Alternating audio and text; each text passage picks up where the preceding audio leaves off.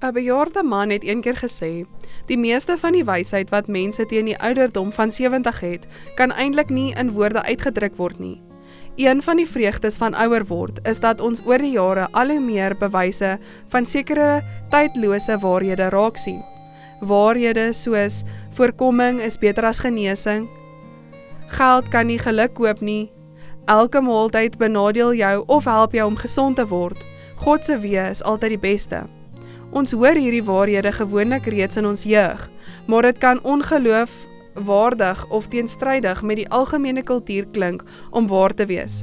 Daarom kies ons soms om vir 'n tyd lank presies die teenoorgestelde te doen, net om dit self te toets. Uiteindelik besef ons dat hierdie waarhede inderdaad waar is en dat 'n lewe volgens die waarheid ons vry kan maak. Tog lyk sommige van hierdie tydlose waarhede asof dit teen gesonde verstand indrys. Byvoorbeeld, dit is saliger om te gee as om te ontvang. Werklik, het die een wat dit gesê het dan nooit rondom 'n skitterende kersboom gesit en gewag om 'n diergeskenk te ontvang nie?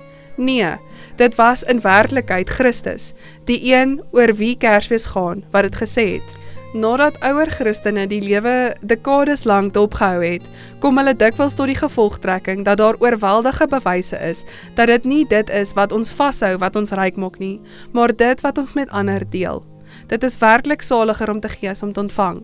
Terwyl ons tiendes en belofteoffergawes aan God teruggee, laat ons hom dank vir die tydlose waarhede van die skrif en vir sy Heilige Gees, die Gees van waarheid, omdat hy ons lei en in ons behoeftes voorsien.